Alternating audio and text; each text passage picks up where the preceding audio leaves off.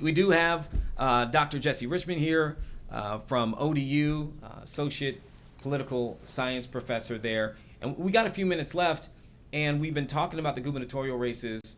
We talked about the federal kind of landscape as well.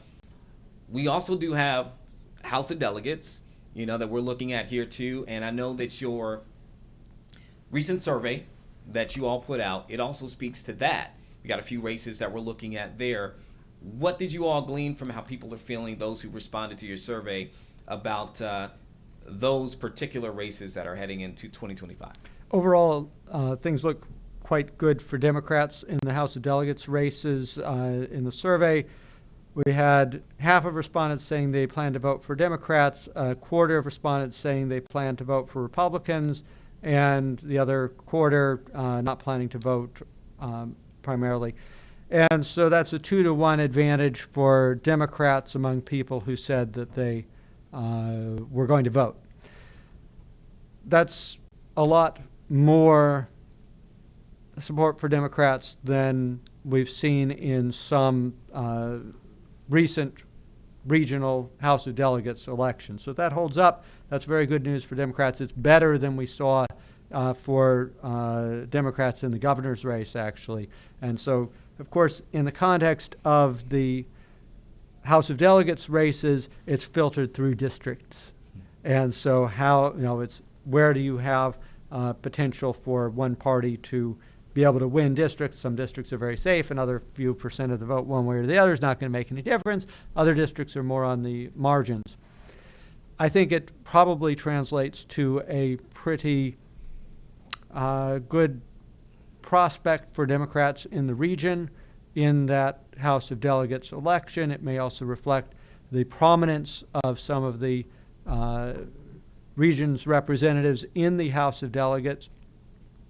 And so that tends to look pretty good. On the other hand, on the caveat in terms of surveys don't always tell you everything, this is very similar to what we saw in 2023. And in 2023, statewide, it ended up being very, very, very close. Democrats won, but not by much. Yeah.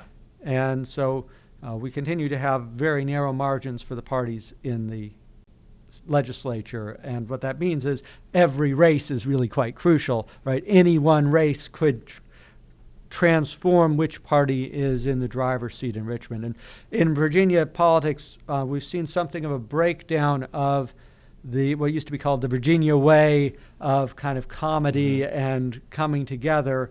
Still nowhere near as bad as it is in some places, but there's more acrimony, there's more use of leverage by the majority party, more partisan voting patterns, and so who's in control is going to matter a lot. Currently, you quoted the gubernatorial candidates talking about, what do I do with redistricting? Mm-hmm. Well, if we continue to be a state with a divided control of state government, if we have at least one chamber of the legislature in the hands of the opposite party from the governor, probably the answer is there's no way Virginia's going to change its district lines at all. It'd be difficult for Virginia to change its lines because we've amended the Constitution to create this commission process for drawing lines. That complicates things. As in California, you have to work your way around that to redraw lines. But it's also, as we've had for the last several years, if you've got one party in control of the governor's mansion, another party with some power in the legislature, you're not going to get a radically partisan set of districts through the state government. You're going to have to compromise, and it's not going to change. And we talked about that before the show.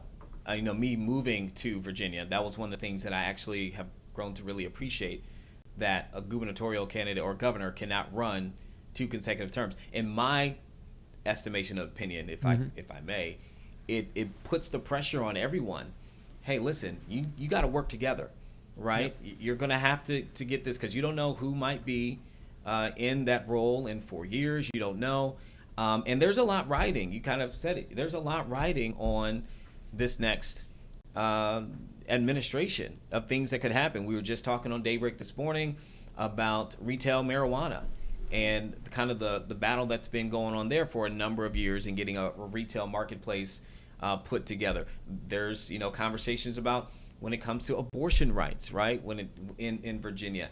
So if you get a scenario where, Spanberger's in and Democrats can control both, we know that things are going to be very different than what they would be if you have them split or whatever. So there's a lot riding on this in Virginia, and you're right. Because of the way it works, it looks like right now you have to be able to work together. Yep. So that's right. So I know, Sarah, I don't know if we were able to pull, were we able to get this up? Okay. Yeah, give me one moment. So, Doctor, what you were about to say? Well, so Virginia politics is, as you mentioned, the one term for governor.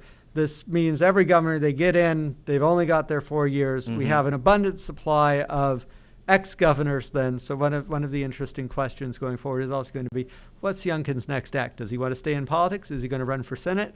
And what do you think? I think I'm surprised that he hasn't been making more moves towards that than he seems to have at this point. I think that's, if he wants to continue in politics, that's probably the logical next thing to do. It could be he's been bitten by the presidential bug, and so he may be tempted to try for that instead.